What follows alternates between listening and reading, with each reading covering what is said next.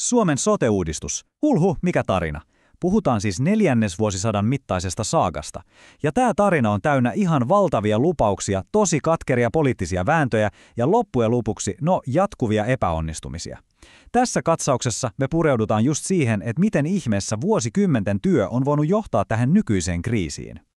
Ja tämä on just se kysymys, jota varmaan aika moni meistä miettii. Miten on ylipäätään mahdollista, että vaikka tavoitteena oli parantaa palveluita ja pitää kustannukset kurissa, me ollaan päädytty tilanteeseen, jossa koko systeemi tuntuu olevan pahemmassa jamassa kuin koskaan ennen?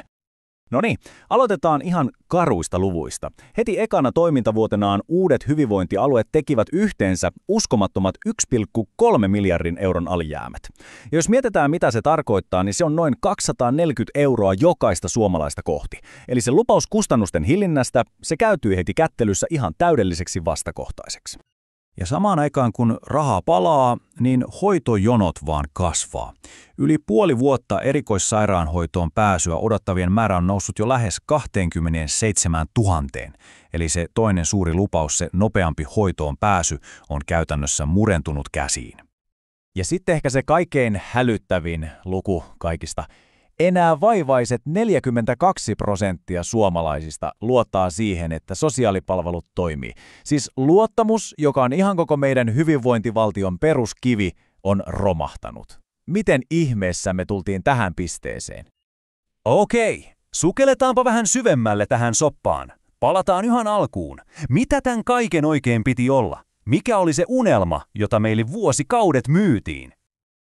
Hallitus toisensa perään maalaili meille aika lailla identtistä kuvaa. Tiedättehän, painopiste siirtyy sairauksien hoidosta ennaltaehkäisyyn.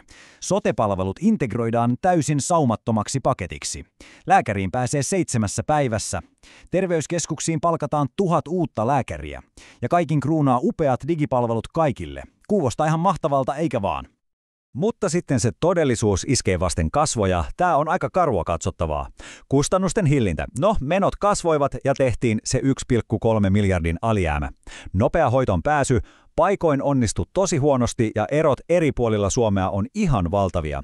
Entä se palvelujen integraatio? Se on vasta alkutekijöissään, kun pirstalliset tietojärjestelmät seison tiellä. Eli aika lailla järjestelmällinen epäonnistuminen joka osa-alueella. Miten tähän sitten päädyttiin? Yksi isoimmista syistä on se, että koko uudistus eksyi ihan täysin loputtomaan hallinnolliseen labyrinttiin. Eli sen sijaan, että olisi mietitty, miten potilaan hoitoa voitaisiin parantaa tai miten ennaltaehkäisy toimisi paremmin, niin ei. Poliitikot ja virkamiehet käyttivät vuosikymmeniä väänteen siitä, että piirretäänkö Suomen kartalle 5, 12, 18 vai 22 aluetta. Koko hommasta tuli siis tämmöinen insinöörimäinen karttaharjoitus, jossa se tärkein eli ihminen unohtui ihan täysin. Ja tässä nähdään se epäonnistumisten kierre ihan kristallin kirkkaasti. Jokainen hallitus tuli, purki edellisen mallin ja aloitti alusta. Ja lopputulos, ne törmäs lopulta ihan samoihin seiniin. Tämä jatkuva purkaminen ja uudelleen rakentaminen vei ihan valtavasti energiaa ja esti minkäänlaisen vakaan järjestelmän syntymisen. Ja yksi tämän hallinnollisen kaaoksen kaikkein tuhoisimmista seurauksista on just tämä. Valtiontalouden tarkastusvirasto toteaa suoraan, että meillä ei ole luotettavaa kokonaiskuvaa siitä, miten systeemi edes toimii. Päätöksiä tehdään siis ilman kunnon dataa, eli käytännössä koko tätä valtavaa laivaa ohjataan ihan sokkona. Mutta hallinnollinen sekasotku oli vasta se ensimmäinen ongelma. Sen rinnalla ja ehkä jopa kaiken ytimessä oli toinen iso juttu. Uudistuksesta tuli ihan verinen ideologinen taistelukenttä. Vastakkain oli siis kaksi täysin erilaista näkemystä. Toisella puolella Sipilän hallitus, joka uskoi markkinoihin ja kilpailuun. Ne yritti ajaa läpi sitä kuuluisaa laajaa valintavapautta, mutta se kaatui perustuslakiin. Toisella puolella taas Marinin hallitus, joka halusi vahvistaa julkista sektoria. Ne loi mallin, jossa hyvinvointialueet vastaa kaikesta. Ja se malli meni läpi. Mutta mikä oli lopputulos? Ja tässä tulee se koko homman ydin. Me ei saatu selvää valintaa näiden kahden väliltä. Sen sijaan me saatiin järjestelmä, joka on paperilla julkisvetoinen, mutta todellisuudessa on se niin pahasti aliresurssoitu, että se on aivan täysin riippuvainen kallista ostopalveluista ja vuokratyöstä. Eli vähän kuin molempien mallien huonoimmat puolet yhdistettynä. Ja tämä on se tuhoisa kierre, jossa me nyt ollaan. Ensin, julkinen puoli on aliresursoituna. Sen takia on pakko ostaa kalliita palveluita ja vuokratyötä yksityisiltä usein ihan ylihintaan. Tämä taas syö omat resurssit entisestään, mikä johtaa siihen, että riippuvuus yksityisistä vaan kasvaa. Koko systeemi vuotaa rahaa kuin seula. Okei, katsotaanpa seuraavaksi kahta tapausta, kahta ihan kriittistä virhettä, jotka näyttää tosi hyvin, miksi tämä koko projekti oli tavallaan tuomittu epäonnistumaan jo etukäteen. Eli tapaus numero 1. Sipilän hallituksen jättireformin täydellinen romahdus vuonna 2019. Perustuslakivaliokunta varoitti ja vieläpä moneen kertaan, että malli on laiton ja vaarantaa kansalaisten perusoikeudet. Mutta hallitus ei kuunnellut asiantuntijoita, vaan yritti puskea sen väkisin läpi. Ja lopputulos, täydellinen pannukakku ja 4 vuotta meni täysin hukkaan. Ja sitten tapaus numero 2.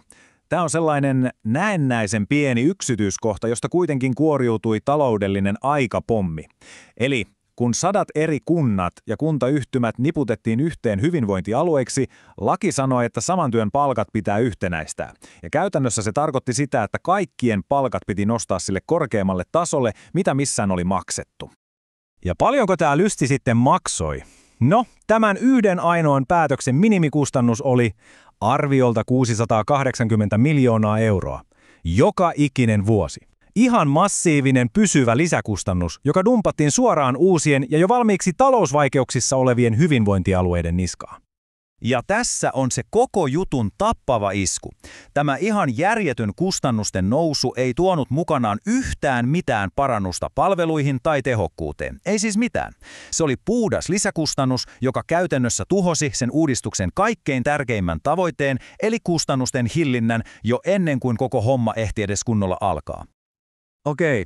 Kaiken tämän jälkeen, mitä tästä kaikesta pitäisi sitten oppia? Mitä meidän kansalaisina pitäisi ajatella tästä sotkusta? Tässä onkin aika hätkähdyttävä paradoksi. Vaikka suurin osa meistä on edelleen tosi tyytyväisiä siihen yksittäiseen lääkäriin tai hoitajaan, jota me kohdataan, niin luottamus siihen koko järjestelmään on romahtanut. Eli me luotetaan kyllä ammattilaisiin, mutta me ei enää luoteta systeemiin. Ja ehkä lopulla tämä koko sote-saaga kertoo jotain syvempää meidän politiikan teosta ylipäätään. Nämä 4 vuoden hallituskaudet näyttää johtavan jotkuvaan hätäilyyn, ei pitkäjänteiseen suunnitteluun.